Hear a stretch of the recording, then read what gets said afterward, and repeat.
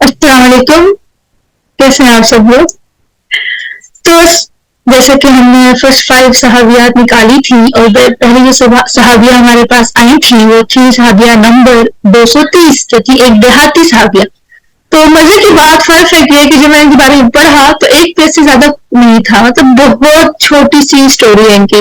تو اس لیے آج ہم صحابیہ نمبر 230 کے ساتھ ساتھ صحابیہ نمبر 125 جو کہ 125 حضرت ام سلیم ہے، یہ بہت لمبی لائف ہے. تو ہاف ہم ام سلیم کو پڑھیں گے اور ایک دیہاتی جو صحابی ہے ان کو 2 منٹ میں قصہ ختم ہو جانا ہے تو ان کے بارے میں پڑھیں گے. تو ایک دفعہ کیا ہوا کہ آپ صلی اللہ علیہ وسلم حضرت ابوبکر صدیق کے ساتھ مدینہ کے ساتھ گاؤں وغیرہ تھے وہاں گئے تھے. تو وہاں پہ قبیلے وغیرہ تھے تو وہاں سے ہٹ کے ایک گھر تھا. تو انہوں نے مطلب پلان کیا کہ رات ہو رہی ہے تو ہم نہ وہیں پہ رات گزاریں گے. تو وہاں پہ گئے، شام ہو رہی تھی سو آلموسٹ. تو وہاں پہ ایک گھر تھا، وہاں دروازے پہ جایا آپ نے تو ایک خاتون اتنی بوڑھی تھی. تو انہوں نے جب ان کو دیکھا تو کہا کہ اے اللہ کے بندے میں اس وقت یہاں تنہا ہوں، بہتر یہ ہے کہ تم قبیلے کے سردار کے پاس جاؤ، وہ تمہاری میزبانی کرے گا. ٹھیک ہے. شام ہو رہی تھی تو ان کا ایک بیٹا جو تھا وہ آیا تھا بکریاں چرا کے واپس. جب وہ واپس آیا تو اس کی ماں نے کہا کہ یہ لو بکری، یہ لو چھری، وہ جو باہر لوگ آئے ہیں ان کے پاس جاؤ، انہیں کہو کہ اس کو ذبح کریں، خود بھی کھائیں اور ہمیں بھی کھلائیں. بچہ گیا، اس نے ایسے ہی کہا تو آپ صلی اللہ علیہ وسلم نے اسے کہا کہ چھری واپس لے جاؤ اور ایک برتن لے آؤ. تو بچے کو سمجھ آ گئی، اس نے کہا کہ یہ جو بکری ہے یہ تو سوکھ چکی ہے دودھ سے، تو دودھ نہیں دے گی. آپ صلی اللہ علیہ وسلم نے بچے سے کہا کہ تم جاؤ لے کر تو. وہ لے کر آیا تو آپ صلی اللہ علیہ وسلم نے ظاہر سی بات ہے مبارک ہاتھ لگے تو ماشاءاللہ بکری میں بہت دودھ آ گیا. تو وہ جو پورا باؤل تھا وہ بھر گیا. اس نے آپ صلی اللہ علیہ وسلم نے بچے کو دیا کہ جب اماں کو بھی دو. اماں نے بھی سحروں کے پیا، بچے نے بھی پیا. پھر آیا، پھر دوبارہ بھرا، پھر خود پیا، پھر بھرا، پھر ابوبکر صدیق نے بھی پیا، پھر بھرا اور ان کو دے دیا کہ یہ لو مطلب گھر کے رکھ. تو خیر وہ گھر ماں اور بیٹا تو بہت حیران ہو گئے تھے کہ یہ ہو گیا ہے. لیکن خیر پھر رات ہو گئی، رات گزاری، صبح وہ چلے گئے. کچھ عرصے بعد کیا ہوا، کیونکہ ایک تو وہ گاؤں شہر سے بھی ہٹ کے مدینہ شہر تھا، مطلب ڈیولپ تھا، پھر ایک گاؤں، اور پھر اس گاؤں سے بھی اندر جا کے الگ سے رہ رہے تھے. لیکن اس واقعے کے بعد ان کی ساتھ تمام بکریوں میں برکت آ گئی، وہ دودھ دینے لگ پڑی، ان کا ریوڑ بڑھتا گیا. تو وہ ماں اور جو بیٹا ہے وہ مدینے آئے چیزیں فروخت کرنے کے لیے، تجارت کے لیے، بکریوں کی اور جو ان کے پاس کچھ چیزیں تھیں. تو جب وہ مارکیٹ میں کھڑے ہوئے تھے تو حضرت ابوبکر صدیق وہاں سے گزرے. تو اس بچے نے نا ان کو پہچان لیا اور اس نے اپنی اماں سے کہا کہ یہ وہی شخص ہے جو اس شخص کے ساتھ آیا تھا جس کی وجہ سے ہماری بکریوں کے ساتھ نا مطلب یہ سب کچھ سین ہوا ہے. تو وہ پھر اس کے پاس گئی تو انہوں نے کہا کہ ہمیں نا اس سے ملنا ہے. تو حضرت بکر صدیق نے کہا کہ آپ کو پتا ہے کہ وہ کون ہے؟ تو انہوں نے کہا نہیں ہمیں نہیں پتا. تو اچھا ٹھیک ہے چلیں. وہ پھر بتایا کہ وہ رسول اللہ ہے، رسول خدا ہے. تو ان کا ہمیں ان کے پاس لے جاؤ. ان کے پاس گئے اور پھر مطلب شکریہ بھی ادا کیا اور دیہات سے سب پنیر اور کچھ دیہات کی چیزیں لائی ہوئی تھی وہ پیش کی. اور آپ صلی اللہ علیہ وسلم نے ان کو کپڑے دیے، ان کو مطلب پیسے وغیرہ ان کو چیزیں دی ان کے لیے نا. اور پھر اینڈ پہ وہ مسلمان ہو گئی. اور اس سے زیادہ ان کے بارے میں اتنا نہیں جانتے ان کا نام کیا تھا، کہاں کی تھی. تو ایک دیہاتی صحابیہ کے بارے میں صرف اتنا ہی تھا. ہم جو دوسری صحابیہ پڑھیں گے what a lady she was. oh my god. حضرت ام سلیم صحابیہ نمبر 125. تذکرہ صحابیات کی جو بک ہے اس میں 125 نمبر پہ آتی ہیں. ٹھیک ہے. اور یہ انصاریہ تھی. ان کا اصل نام تھا رملہ، سہلہ، رمیشہ. یہ 3 ان کے اصل نام بتائے جاتے ہیں. اس کے ساتھ ان کے لقب تھے وہ تھے غمیسہ اور رمیسہ. کنیت تھی ان کی ام سلیم اور ام انس، لیکن ام سلیم سے مشہور ہیں. اور ان کی ماں کا نام تھا ملیکہ. ٹھیک ہے. ان کو آپ صلی اللہ علیہ وسلم کی خالہ بھی کہہ کر پکارا جاتا تھا. کیوں؟ کیونکہ جو آپ صلی اللہ علیہ وسلم کی دادی تھی حضرت ابو مطلب کی اماں سلمہ، ٹھیک ہے، وہ بنو نجیر سے تھی اور حضرت ام سلیم بھی بنو نجیر سے تھی. اور حضرت سلمہ کے جو بھائی تھے حضرت ام سلیم ان کی پوتی تھی. حضرت ام سلیم اور ان کی ایک بہن تھی حضرت ام حرام. تو اس رشتے سے حساب کتاب لگا لیں تو وہ آپ صلی اللہ علیہ وسلم کو ان کی خالہ کہہ کے پکارا جاتا تھا. ٹھیک ہے. یہ تھوڑا سا ان کے بارے میں انٹروڈکشن ہے. اس کے علاوہ جب پہلی بیعت ہوئی تھی، بیعت عقبہ، اس میں جو پھر مسلمان مدینے واپس گئے تھے اور جنہوں نے اسلام پھیلایا تھا، تو بالکل شروع کے جو پہلے کچھ مسلمان لوگ تھے ان میں یہ شامل تھی شروع میں اسلام قبول کرنے والوں میں. ٹھیک ہے, یہ تو ان کا تھوڑا سا بیک گراؤنڈ تھا. اب ہم ان کی بات کریں گے میرجز کی, یعنی کہ شادیوں کی. تو جو ان کی پہلی شادی تھی وہ ان کے کزن مالک بن نزیر سے ہوئی تھی. وہاں سے ان کی اولاد حضرت انس بن مالک ہوئی تھی. اب سین یہ تھا کہ حضرت ام سلیم مسلمان ہو چکی تھی اور اپنے جو بچہ تھا اس کی پرورش بھی اسی نہج کے مطابق, اصولوں کے مطابق کرتی تھی, کوشش کرتی تھی, سبق پڑھاتی تھی, جو بھی ٹیچنگ کرتی تھی.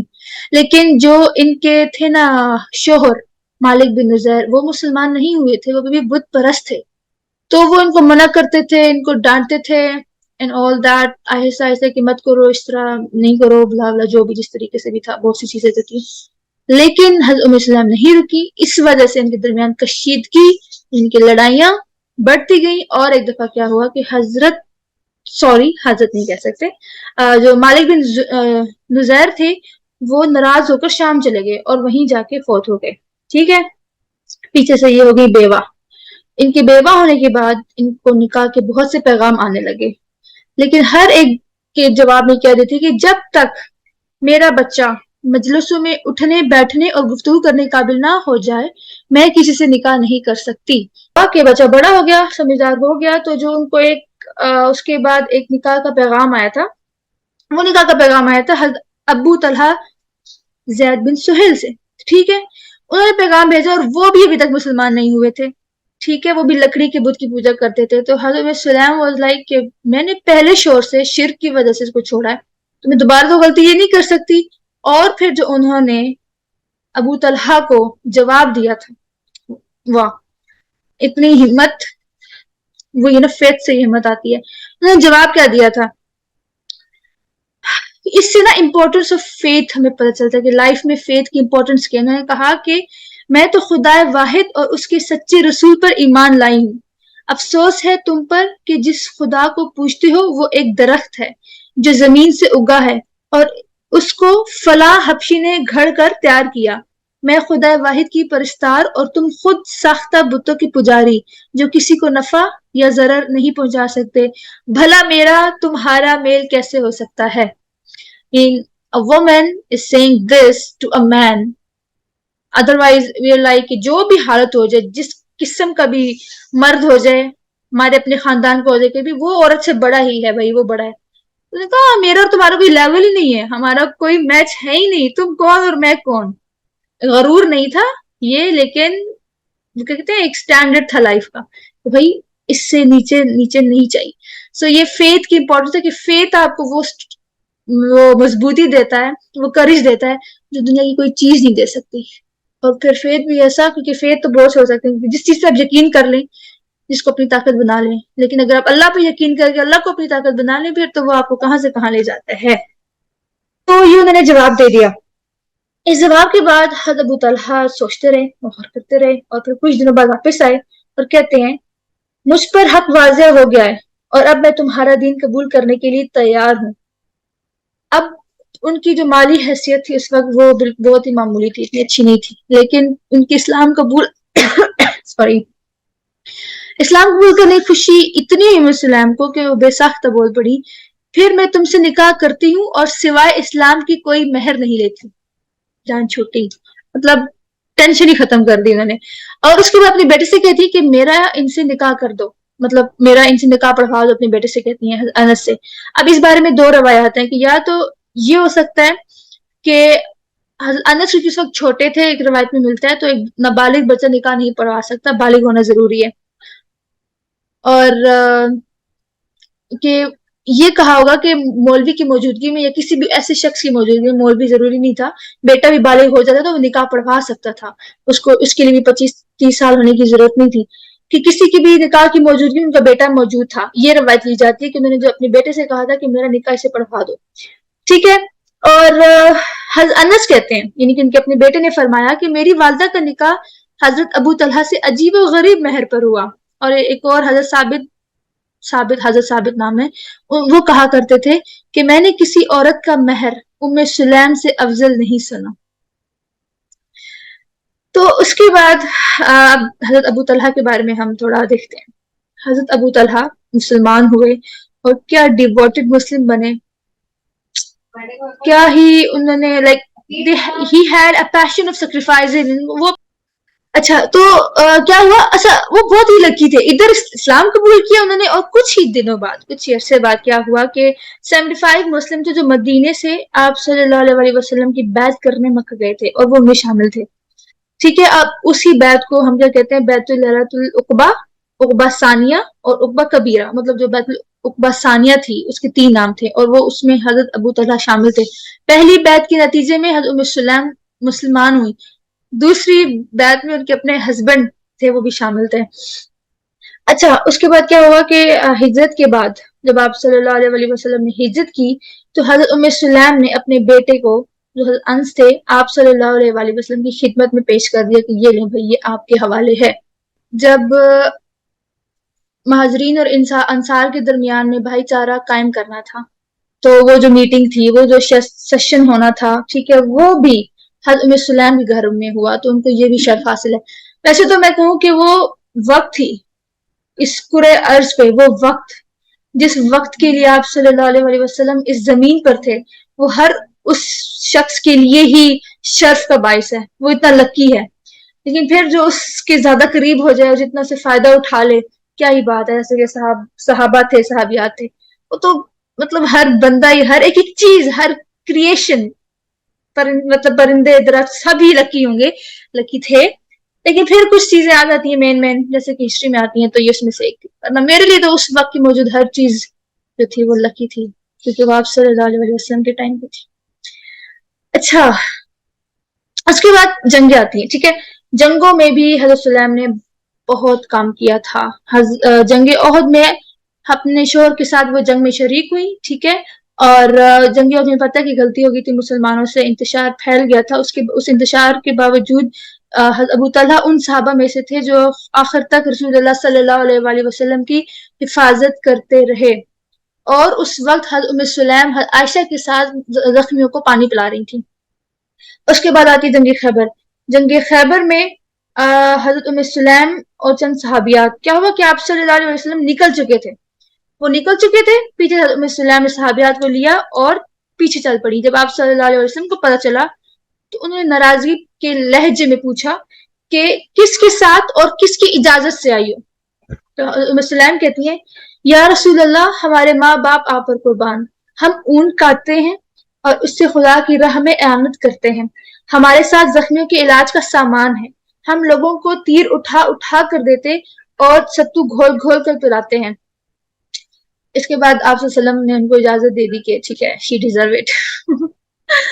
تو اس کے بعد فتح خیبر کا موقع آتا ہے. فتح خیبر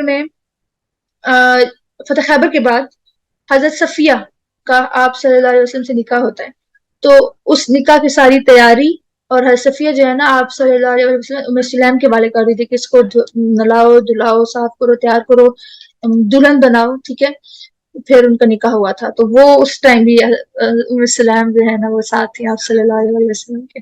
جو لاسٹ جنگ ہے، جنگ حنین کے بارے میں جتنا مینشن ہے اس کے بارے میں، اور آج کی بھی لاسٹ ہے، اس کے بعد ہم ختم کر دیں گے.